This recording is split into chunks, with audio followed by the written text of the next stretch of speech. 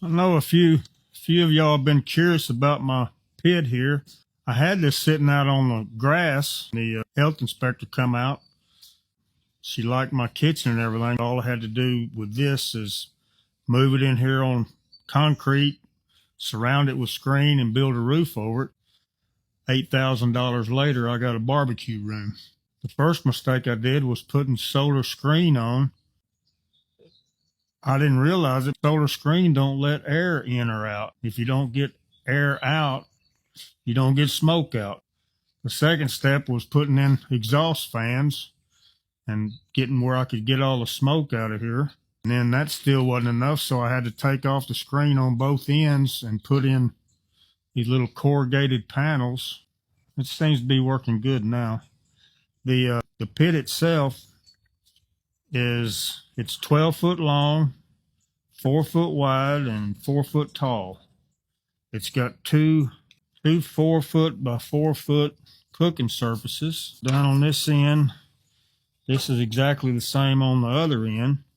I've got a 4 by 4 area here where I cook. I built these little grease traps underneath. That's a metal pan that slides out the end of this. I'll go ahead and take it apart. There's nothing high tech about this. This is garage door panels. When I get ready to clean my pit out, I just reach in here with a hoe, pull out this metal panel. This is sawdust in the bottom of the metal panel. And all you do is just come in here. That sawdust stokes up all that grease off the last cook. You do that on both sides. Dump this in the trash and put new sawdust in here and then push it back in. I built these pans where they fit almost exactly in there without any slack. I know when I go right there to that line, I'm right even with my grate on the top, so everything just drops right into there. When I first started, it was dropping on the concrete, and then I had these kids working for me. I'd send them up in that hole over there with a scoop. They'd have to get in there and scoop the grease off the concrete. Figured out a better way of doing that. The blocks are just 8 by 8 by 16 cinder blocks. They're all just dry stacked. I've got my little barrel here.